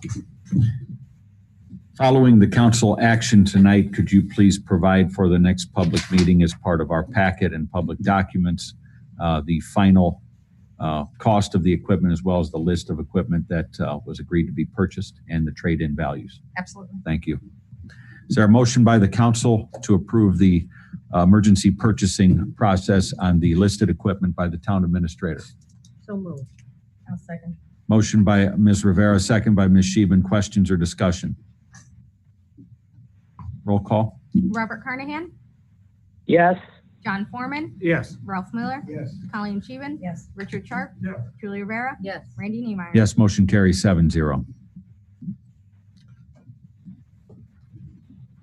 Next, we go to reports. We have town council reports. Mr. Carnahan. I would say they've got enumerators going out, knocking on doors. The last time I reported, we were at 73.2. It has gone up a little bit. It's at 75.3. So hopefully they make more contacts, and they're also going to send out another hard copy and hopefully get some of the people to fill them out. We've got till October 31st. Thank you, Mr. Carnahan. I have an item. We're going to be doing some paving in town soon, correct? One of the town-owned parking lots at our fire department was tore up some time ago and has never received the attention that was needed to fix it. If there's an opportunity there to put something together to get a little extra pavement put down on a town parking lot, if we could put maybe a proposal together on that, I think that's something needed because it's a gravel lot right now. My apologies for giggling, but Tim and I had just discussed this, 4 hours ago. Okay. Putting together some I wasn't costs. in that discussion. I know. It's just, So, just reading your mind. yeah, we're like, wow. And I apologize for the giggle, but we were already discussing that today Okay. and trying to put some of those numbers together Good. for you. Thank you. And as soon as you get that together, can you bring that in front of the council so we can take action on it? Absolutely. Thank you. Council Affairs Committee, we did not meet. Park and Recreation, did you meet? We did not meet. However, I continued to work on the items that we had addressed during the park committee meeting, which are the improvements to Bartlett Wahlberg Park. So those are some of the items that we are looking at, Very good. as That's it. well as the fence now And the fence, don't forget the fence. and the fence. Hey, what about the ladder at Wahlberg Bartlett? Could we? That's part of the research. Thank you. Ecosystem Restoration, John? Yeah, absolutely. We had a meeting on the 14th of August here. Let's see, there was myself and Ralph present, as well as Jed and Kay, the folks that are spearheading our eco restoration from Christopher Burke Engineering, Dan Pager, who's a part of our committee as well, and Jill. And then we had a Zoom in by Peter Barini, and then also Bob Gross from the CLIA was here. Essentially a couple meetings ago, we approved the kickoff of our understanding of the assignment, where we had Burke complete phase 1. That consists of preliminary engineering of the Cedar Lake restoration plan. And we had 3 sub-consultants, Peter Barini of Barini Associates out of Decatur, the dredging and lake management consultant, super knowledgeable guy. Integrated Lakes Management for water quality testing, and also SpaceCo for that as well. One has a greater focus on fish and life versus the other. And then we had Christopher Burke doing the bathymetric sediment survey. The things that we learned from this kickoff meeting where it was a pretty good meeting. We're able to keep the lake open when the dredging takes place. We feel as though this is a project. We're keeping it focused as a project. It's a 2-year project. That could mean that in 2022, we are sucking nasty silt from the lake, putting it in the dewatering facility and letting it drain back into the swamp and moving forward with phase 2 at that time. So, or I should say that would be a part of phase 2. So now through October, you're going to be seeing some people on the lake with some pretty fancy pontoons and other types of boats doing testing and seeing what we really have here. It's been a long time since we've gotten to the bottom of that lake and seen what we are dealing with. So it's pretty exciting time, and we're treating it as a project, and we feel as though this is the quickest avenue and the best avenue to pursue the primary goal of clear water in our lake while improving the bottom in many areas where sediment has drained into the lake over the years and decades, et cetera. So pretty exciting time for us and all the people of our community. And Joe, John, have we looked into trying to get some help from the state with money? Bob, once these folks identify what they're looking for in phase 1, the permitting would be phase 2, and the funding grants and things like that would work. They feel as though there are areas that would qualify for dredging and areas that may not, but we first have to know what we're dealing with today in 2020. So yes, and that's part of this. Well, it's all great. Right, I know Rick Niemeyer and Mike Aylesworth have both worked pretty close with us. Absolutely, and there's no time like the present for what we've been going through for the past decade or more, learning what we've learned from the Corps, et cetera. And while it's great to ask the state and other agencies for money, with some of the projected revenue shortfalls of the state of Indiana pushing over $500 million, there could be some difficulties with that. So I think we also need to look at ways to formulate different parts of this as a package for economic development partnerships. Absolutely. As we see commercial development come to town, there's some opportunities to incent some of that commercial development through various mechanisms of our TIF district and other things to leverage some of our abilities to help development along, and they can partner with us on helping the lake along. So there are some opportunities there, and that if we're developing that package as we go along, that can be a part of discussions with any sort of commercial partners. That's correct.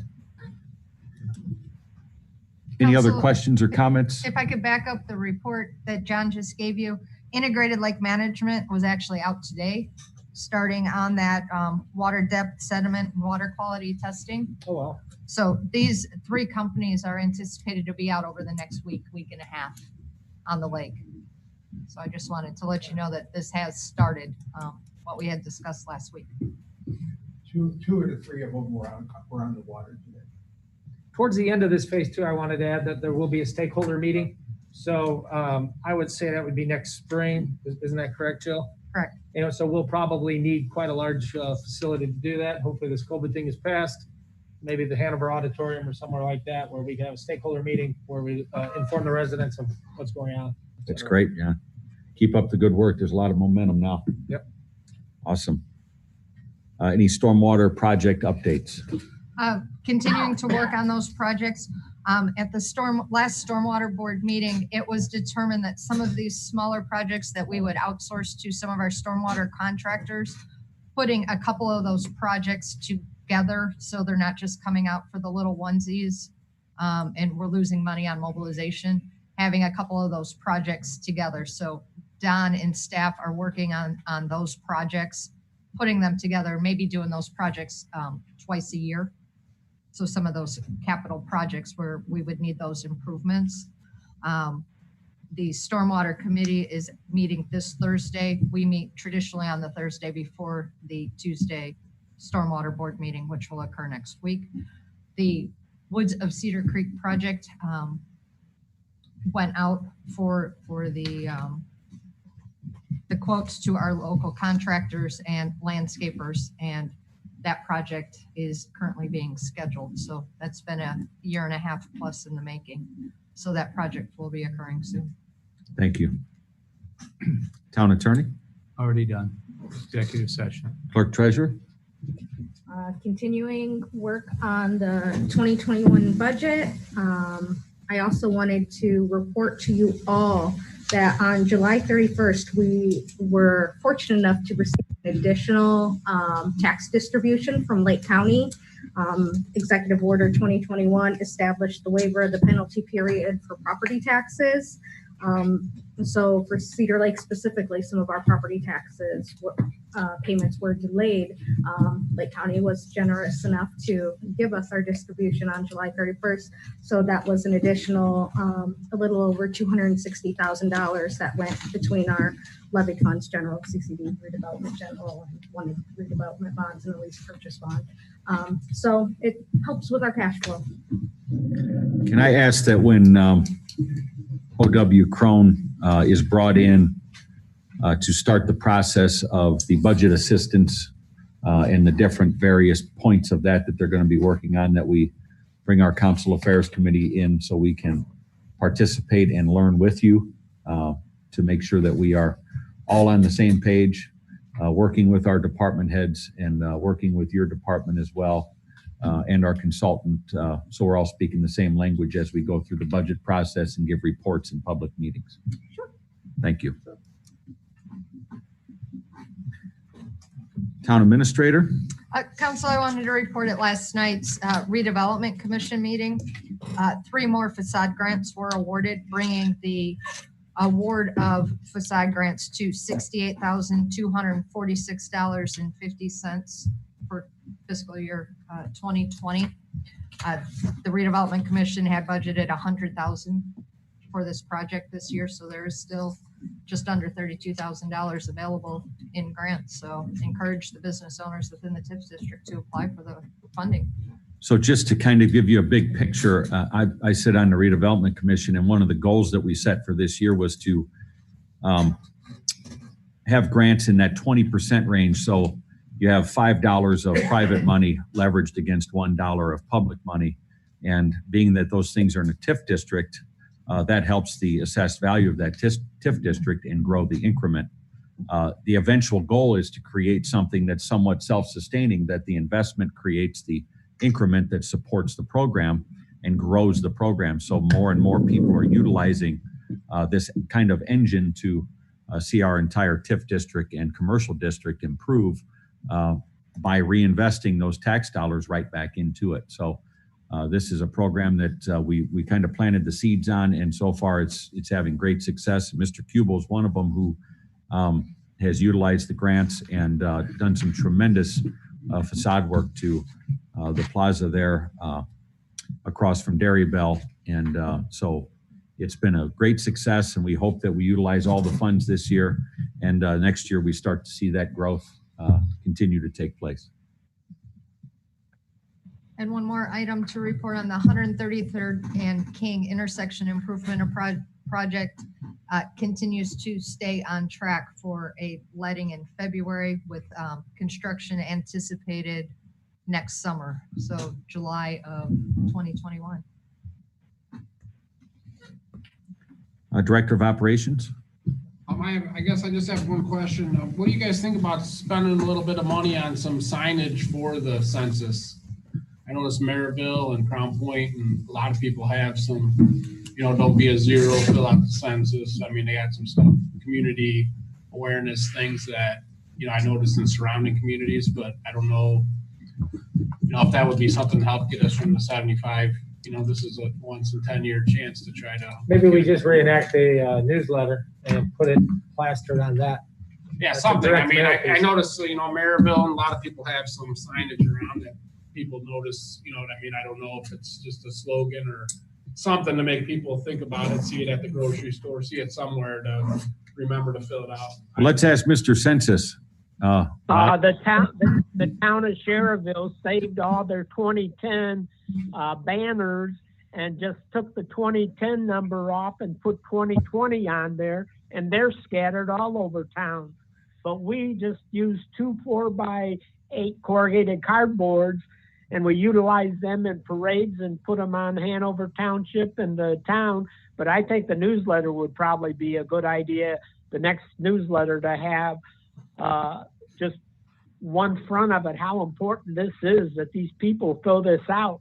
We lost $20 million in 2010, and that was with 80%. So looking at what we've got right now, we're going to lose a lot more money. What would be the possible source of funds that could be used for an expenditure like this of signage? One of them would be, Jen and I were just having the sidebar here on. You know, I'd ask the question. $1,000 on promotion in your general fund. It's probably not enough for substantial signage. We can look into some banners and get a cost to determine what that would be. Unfortunately, I know the Census Committee and Bob can attest to this. They did order the placemats for the restaurants, and here comes COVID. Yeah, there's no restaurants. What about the money that we didn't use for the, the travel money that we get, tourism money that we typically give to the? That was already, you Did we awarded allocate it that all? to the museum, and the funds that's that right. we received this year, you did agree at a previous meeting to allow them to use those funds for the steamboat that they're planning on doing next year. You bet. So those funds have already been committed. Yeah, a little something is better than nothing. I mean, I think just a few. Yeah, if we can get started with a couple $1,000s that we have on hand, that makes sense.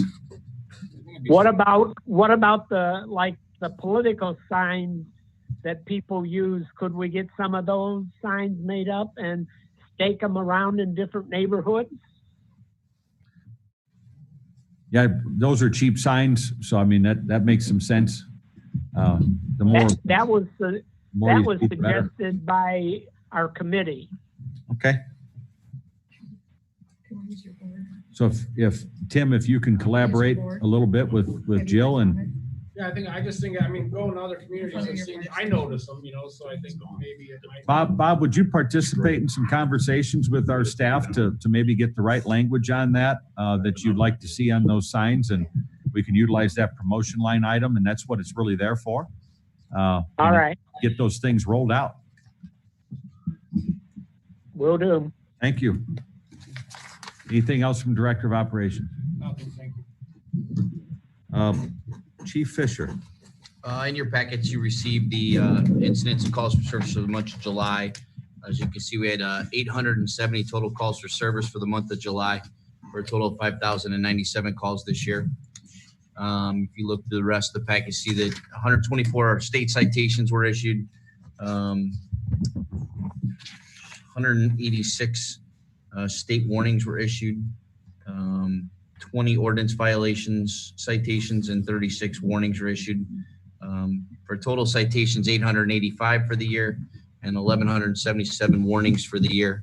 We made 22 arrests, filed 52 charges, 21 misdemeanors, 16 felonies, 15 were not classified just because of the Spillman. A total of 148 arrests for a total charges filed for the year 249. So they're doing their job. I watched the governor's lecture today, and he had mentioned in there that the state is going to be investing in body cameras. Now, we've talked loosely about some of that, but we've talked as one of the priorities of actual cameras in the cars. We're meeting Thursday with WatchGuard. Beautiful. That was going to be my question. So, We're starting out with car cameras. Okay, yeah. That's our first goal, and getting the system up and running with Cliff and see what it's going to cost us. They have some new ones out there that we've actually talked about. Was it Motorola? You said that is just a monthly. Motorola's got one out now that maybe a little bit easier, where it just has a normal monthly fee for it, where they replace any equipment that goes bad, they fix any problem that's wrong. Don't know if it's feasible. It's a large sum of money. So Well, but since gonna it's a get it. state initiative, one of the things I talked briefly with Senator Niemeyer about was looking at working through the legislative process to maybe create some strategic partnerships right. to where we can leverage buying power of these things, because this is more of a focus of law enforcement across Right. the state, is making sure that there's two sides of the story being told in these incidents, and having a camera in your vehicles and then eventually on the people tells that story and hopefully protects the It's- integrity of the department. It's just where law enforcement is going because of the Right. society. So there's no way around it. You can't skate the issue anymore. We need it. But it's Just something gotta that I think protect state citizens officials, and the police officers. I think state elected officials also realize that there's many local departments that can't necessarily write a check for Right. $150,000 to make the upgrades. So I'm hoping that I can work with Senator Niemeyer and Representative Aylesworth on working on some legislation that would allow us to create some of those strategic partnerships. Okay. And also looking at working on some legislation with Senator Niemeyer that would give some more flexibility on the perf side to maybe hire some officers that have left some of these big city departments or retiring military people to be able to qualify where they currently wouldn't qualify. So, good luck. well, you can only have the conversations and put it out there. I understand, sir, but PERF is very strict because it protects that pension. I get they do, but the legislators have the say on the legislation that governs PERF. It's the people's government still, it's not PERF's government. So we're going to work through that legislative process and see if we can get something done. They've worked really hard to be from my understanding, the best funded retirement PERF is in Indiana and the whole country. So last I think we got was at 100, it was 104% funded. So Now, it's a great program, but I think as there's more and more young people that maybe aren't looking at becoming law enforcement officers, we have to look at skilled folks out there that can become law enforcement officers and be very productive. with that being said, as you recall, before the COVID hit, we had taken two different sets of applications. One set was for emergency hire, so they were certified, ready to go, can be transferred over like Mr. Wyrick. The other set was those that have never had an opportunity to get into law enforcement or even go to the academy. So we got those together. We tested 8, 5 have passed. So we're moving forward. One of them being also certified in law enforcement, just graduated the academy. So moving forward with that one as well. So very good. Yep. Thank you, Chief. Chief Wilken. I got 2 things. First thing is I currently have a firefighter off full-time with a hand injury. It's going to be off till the end of the month. So we are covering his shifts with part-timers and overtime. We just can't get a break. Once we get somebody back from something, we lose another one. The second thing is about the census. The Firefighters Association every year puts out a fundraiser, a mailer to everybody's house. And because of the COVID back in April or May, I think it was April, we had the stuff printed, but we decided not to send it out because of people having hardships. Just at our association meeting here the other day, the association agreed to move forward with it, to send it out now, because other departments have been successful during this time with trying to get some help. One of the things that we were going to include in our letter was a mention of filling out your census paperwork. I don't know if the town would be interested in adding an insert. There's 8,500 pieces going out.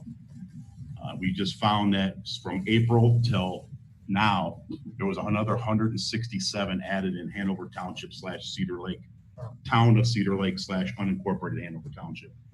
Between that short time period, there was enough. We had to add another 167 pieces, which includes all of unincorporated Hanover Township and town of Cedar Lake boundaries. So if that's something that you would like to do, we could stop the presses because we're supposed to go to the presses here pretty soon, and maybe add either an insert or just, I always write the letter, and I totally intended on putting that in the letter this last year. So It's a good idea, but I think the more the merrier. I'd do both. And Bob, did you hear the chief's report on that? Yes, I did. Okay, so I think it's awesome. Let's jump on all these things and all the opportunities to get communications out there. And Bob, that's on your desk. Okay. And your I bird. got stuff here that we used before, and maybe we can just put that one letter in there that tells like for every one person not counted, we lose $27,100 over the next 10 years. Yeah, it's too bad we had COVID, Bob, because you could have been knocking on doors. I know you like doing that. But I have to leave that up to the enumerators who are getting paid by the federal government, and they're out there knocking on these doors, and that's what's helped us go up a couple percentage points. So good for all them and their local residents that are doing it. Work with the fire chief, work with the town administrator, director of operations. Let's get an effort going here and utilize the resources we have. Chief Fisher, you have another comment? Just so you're aware, one of our board of safety members, Mr. Villalobos, has volunteered and is now working with the census as well. So just informed us. So he's going door to door to try to help us out. Awesome. Don't get bit by a dog, sir. Oh, I've been We have our. And Kevin Tolst at the Hanover Township Trustee's Office, that's a training center for the enumerators all over the area. So when I run into questions, I'll go to him, and he's got people in the office that can answer those questions. Great. Excellent. Yeah, go ahead. Kevin, if you could speak in the mic so people on Zoom can hear you, that'd be great. I'm Kevin Tolt, Hanover Township trustee, but for Bob too, a lot of the problems we're having, and people might understand, wouldn't think about this, but a lot of people are getting the census things, really don't know how to fill it out or don't know what to do with it. Some of them aren't computer savvy and they don't know what to do with it. So we've actually had 4 or 5 or 6 have called our office, and we've actually done it for them. So I think that's something that might need to be addressed in a way of where they can go or who they can call if somebody can help them. So we've been doing that, and we will continue. So if you want to put that out there too, my office is willing to do that for folks if they need help getting their census completed. Yeah, I know I helped my grandmother and my aunt get theirs filled out because the online thing was Some of them don't. a little rough. We did one last week. Mr. President, we have a program called Code Red that we can send out alerts to the entire town. And, just put on there, have you been counted, need help, and then give them avenues through Code Red, and that goes right to all the cell phones. So sounds to me with like all of this collaboration, we've got a team put together that's going to get us to 100%. I agree. Hopefully. Awesome. If anybody needs to, you can direct them to our office, so we'll help them. Thank you, Kevin. Appreciate it. I got one last thing. Chief, floor is yours. Don't ask us to put anything on our marquee anymore. It's gone. Okay. The storm took it out. Derecho took it out. Yeah, it's now in a dumpster at the Public Works Center.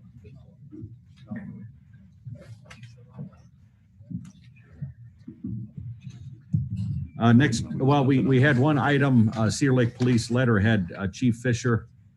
This was addressed to Mary Tracy McCauley, Superintendent of Hanover Schools. Can you explain the 2 incidences that took place where Hanover facilities were used to land a helicopter?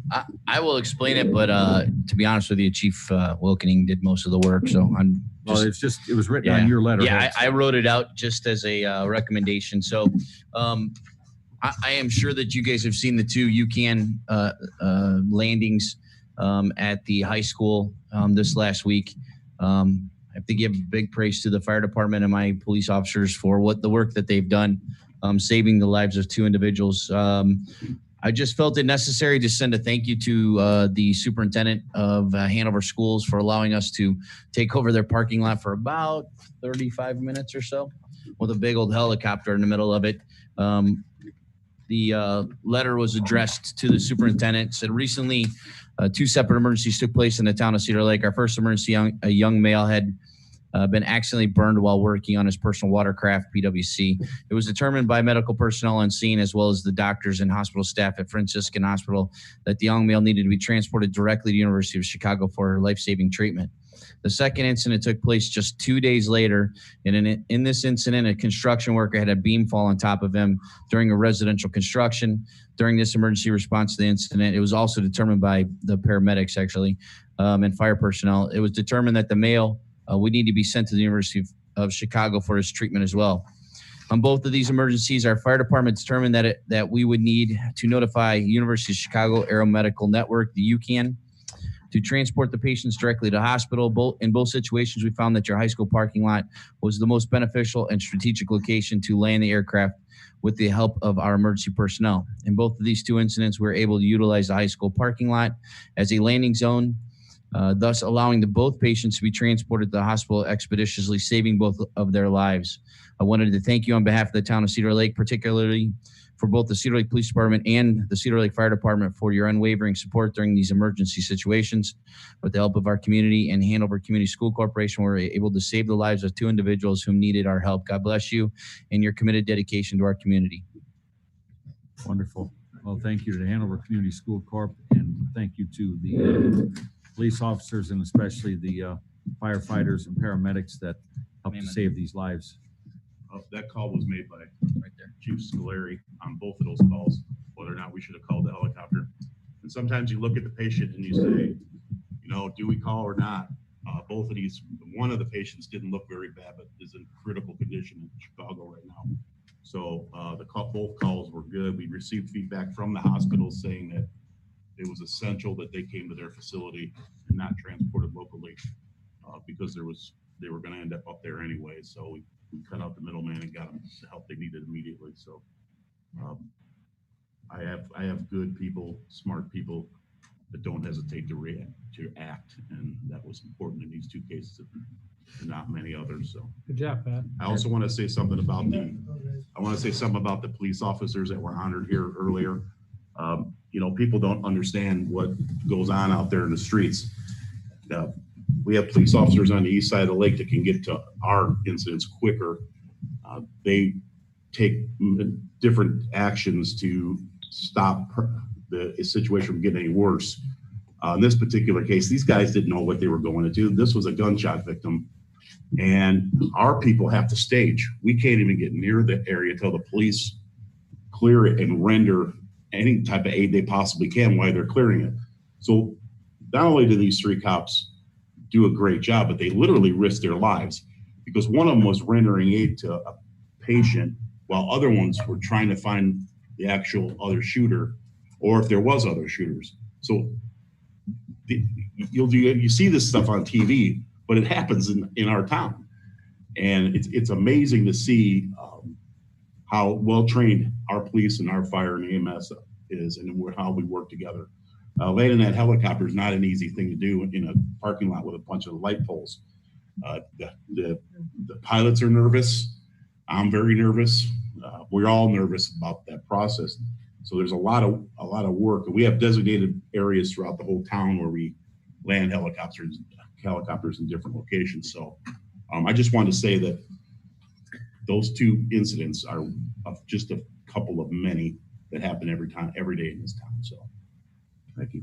Well, and I'm thankful every day that when 911 is called, there's still people that answer that bell.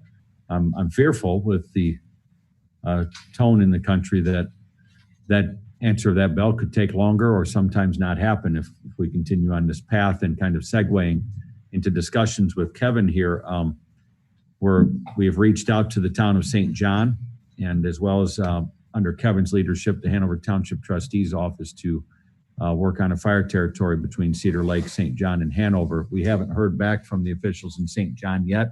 I know they've had a pretty full plate, but they did express some interest in having some talks, doing some discovery work on that particular territory. The territory we were working on with the larger group kind of fell apart due to Center Township not even wanting to put it on their agenda.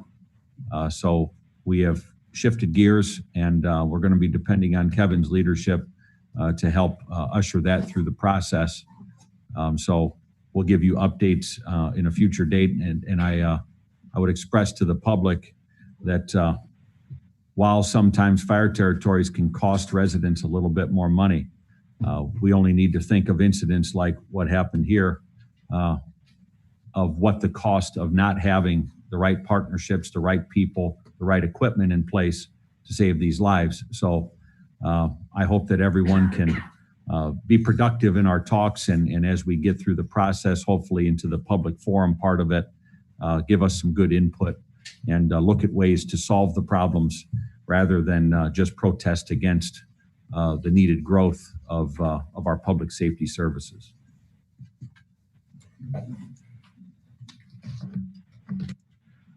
Next, we have Building Department written communication.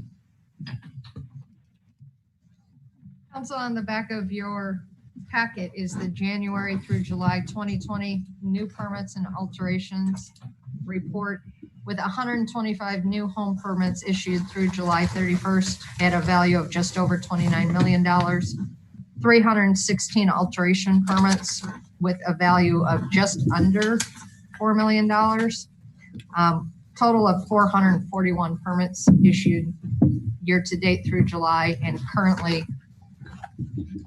through August, we're over 600 issued for the year. So in the past 3 weeks, we've had about 160 permits come in. 117 occupancy permits. Permits have closed out and occupancy issued. That ties in with the numbers Chief Todd gave you earlier. No Christopher Burke report. Only on the first meeting of the month, Bob. Okay. Public comment?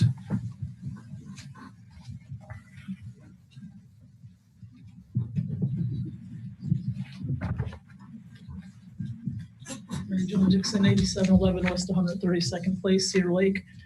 The approval of ordinance 1360 pertaining to Beacon Point, when would that be available as a public record? Because it was approved tonight as the meeting. Immediately. No, we're filling in the blanks. There are some blanks with meeting dates and things of that nature. All right, thank you.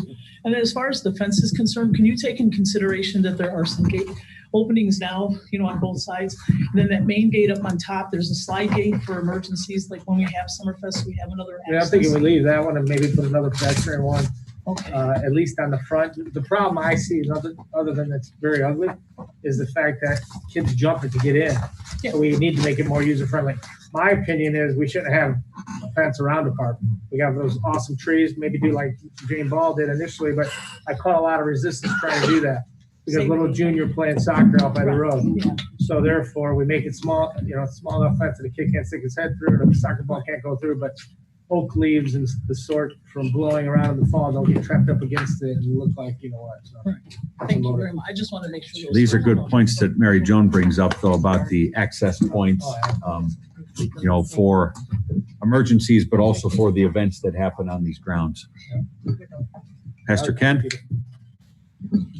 Ken Puent, 13641 Moore Street. Let me just add to Mr. Toth here and suggest that we can use Project Love Food Pantry as a place to facilitate census completion. Awesome. And we've got a laptop available for that use. And when clientele are there on Wednesdays, we'll make an effort to make sure that they've participated and assist any other residents. Very good. Thank you, I thought you Pastor were going to say Ken. land helicopters there. Yeah.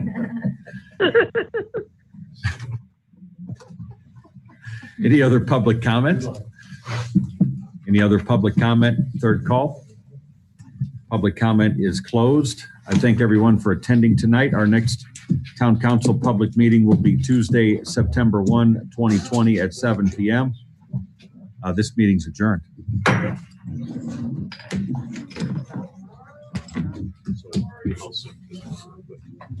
Ready,